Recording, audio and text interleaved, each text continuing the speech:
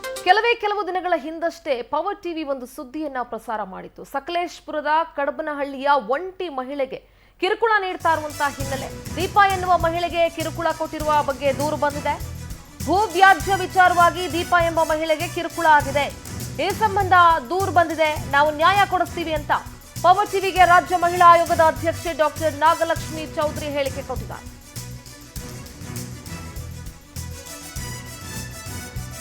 Power TV ವರದಿಯ ಮತ್ತೊಂದು mega impact ಇದು.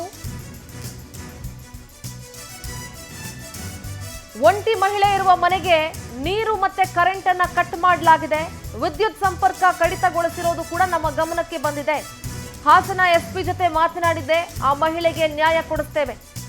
ಮಹಿಳೆಗೆ ರಕ್ಷಣೆ ನೀಡುವಂತೆ ಪೊಲೀಸರಿಗೂ ಕೂಡ ಸೂಚಿಸಲಾಗಿದೆ. ಹೈಕೋರ್ಟ್ ಆದೇಶ ಇದ್ರೂ ನೀರು ಮತ್ತೆ ವಿದ್ಯುತ್ ಅನ್ನ ಕಟ್ ಮಾಡಿದ್ದಾರೆ. ಪೊಲೀಸರಿಂದ ಈ ಮೊದಲು ನ್ಯಾಯ ಸಿಕ್ಕಿಲ್ಲ, ಮತ್ತೆ ಗೂಂಡಾಗಳಿಂದ ದೌರ್ಜನ್ಯ ಕೂಡ ಆಗಿದೆ. ಪವರ್ ಟಿವಿಗೆ ಮಹಿಳಾ ಆಯೋಗದ ಅಧ್ಯಕ್ಷೆ ನಾಗಲಕ್ಷ್ಮಿ ಚೌಧರಿ ಹೇಳಿಕೆ ಕೊಟ್ಟಿದ್ದಾರೆ. ಪವರ್ ಟಿವಿ ವರದಿಯ ಮತ್ತೊಂದು ಮೆಗಾ ಇಂಪ್ಯಾಕ್ಟ್ ಇದು. ಅಂದಿನ ದಿನ ಪವರ್ ಟಿವಿ ವರದಿಯನ್ನ ಬಿತ್ತರಿಸಿತ್ತು. ಆ ವರದಿಯ ದೃಶ್ಯಗಳನ್ನ ನೀವೀಗ ಗಮನಿಸ್ತಾ ಇದ್ದೀರಿ. ಭೂ ವ್ಯಾಜ್ಯದ ವಿಚಾರವಾಗಿ ದೀಪಾ ಎನ್ನುವಂತಹ ಮಹಿಳೆಗೆ ಕಿರುಕುಳ ನೀಡಲಾಗಿತ್ತು. ಮನೆಯಲ್ಲಿ ಕರೆಂಟ್ ಕಟ್ ಮಾಡಿ ವಾಟರ್ ಅನ್ನ ಕೂಡ ನಿಲ್ಲಿಸಲಾಗಿತ್ತು, ನೀರನ್ನು ಕೂಡ ಕಟ್ ಮಾಡಲಾಗಿತ್ತು.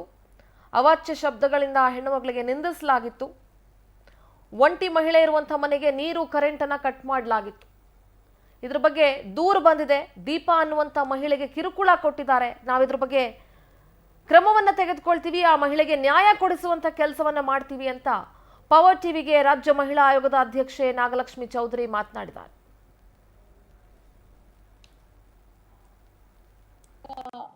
ಅದ್ರ ಬಗ್ಗೆ ನಮಗೊಂದು ಕಂಪ್ಲೇಂಟ್ ಬಂದಿದೆ. ಈಗ ನಾನು SP ಅವರಿಗೆ ಮಾತಾಡಿದ್ದೀನಿ. ಅವರಿಗೆ ಆ ಹೆಣ್ಣು ಮಗಳಿಗೆ ಸಂಪೂರ್ಣ ರಕ್ಷಣೆ ಕೊಡಿ ಅಂತ ಹೇಳಿ.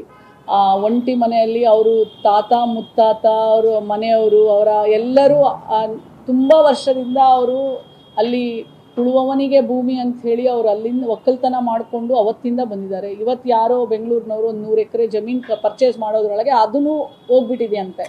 ಸೊ ಹಾಗಾಗಿ ಅವರು ಅದು ಕಾನೂನು ಆತ್ಮಕವಾಗಿ ಅದೆಲ್ಲ ಡಿಸೈಡ್ ಆಗುತ್ತೆ. ಬಟ್ ಆ ಹೆಣ್ಣು ಮಗಳಿಗೆ ಸಂಪೂರ್ಣವಾದಂಥ ಭದ್ರತೆಯನ್ನು ಕೊಡೋಕ್ಕೆ ನಾನು SP ಅವ್ರಿಗೆ ಮಾತಾಡಿದ್ದೀನಿ, ಮತ್ತು ಅವರು ಮಾಡ್ತೀನಿ ಅಂತ ಹೇಳಿದ್ದಾರೆ. ಮತ್ತು ಆ ಒಂಟಿ ಮನೆಗೆ ಕರೆಂಟು ನೀರು ಎಲ್ಲವನ್ನ ಇಲಾಖೆಯಿಂದ ಕಟ್ ಮಾಡಿದ್ದಾರೆ ಅಂತ ಸಹ ನನಗೆ ಕಂಪ್ಲೇಂಟಲ್ಲಿ ಮೆನ್ಷನ್ ಮಾಡಿದ್ದಾರೆ. ನಾನು ಆ ಇಲಾಖೆ ಅಧಿಕಾರಿಗಳಿಗೆ ಹೇಳಿಬಿಟ್ಟು ಇಮ್ಮಿಡಿಯೇಟ್ಲಿ ಅವ್ರಿಗೆ ಲೈಟು ಮತ್ತು ನೀರು ಎಲ್ಲವನ್ನ ಕೊಟ್ಟು SP ಅವರ ರಕ್ಷಣೆಯನ್ನು ಸಹ ನಾನು ಒದಗಿಸೋಕ್ಕೆ ನಾನು ಪತ್ರವನ್ನು ಬರೆದು ಮತ್ತು ಖುದ್ದಾಗಿ ಸಹ ಮಾತಾಡಿದ್ದೀನಿ.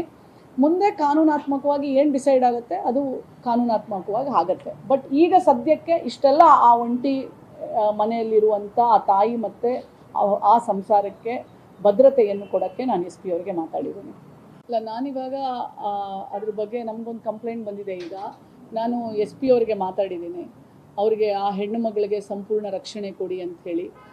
ಒಂಟಿ ಮನೆಯಲ್ಲಿ ಅವರು ತಾತ ಮುತ್ತಾತ ಅವರು ಮನೆಯವರು ಅವರ ಎಲ್ಲರೂ ತುಂಬ ವರ್ಷದಿಂದ ಅವರು ಅಲ್ಲಿ ಉಳುವವನಿಗೆ ಭೂಮಿ ಅಂತ ಹೇಳಿ ಅವರು ಅಲ್ಲಿಂದ ಒಕ್ಕಲ್ತನ ಮಾಡಿಕೊಂಡು ಅವತ್ತಿಂದ ಬಂದಿದ್ದಾರೆ. ಇವತ್ತು ಯಾರೋ ಬೆಂಗಳೂರಿನವರು ಒಂದು 100 ಎಕರೆ ಜಮೀನು ಪರ್ಚೇಸ್ ಮಾಡೋದ್ರೊಳಗೆ ಅದನ್ನು ಇದು ಸರ್ಕಾರಿ ಅಧಿಕಾರಿಗಳೇ ಗೋಲ್ಮಾಲ್ ಮಾಡಿದಂತಹ ಸ್ಟೋರಿ ಪವರ್ ಟಿವಿ ಬಿತ್ತರಿಸಿತು. ಸಕಲೇಶಪುರದಲ್ಲಿ 109 ಎಕರೆ ಭೂಮಿಯನ್ನ ಕೇವಲ 1 ಕೋಟಿ ರೂಪಾಯಿಗೆ ಮಾರಾಟ ಮಾಡಿದಂಥ ಸ್ಟೋರಿ ಇದು. ಹಲವು ವರ್ಷಗಳಿಂದ ಅಲ್ಲೇ ಇರ್ತಾರೆ ಆ ಕುಟುಂಬ.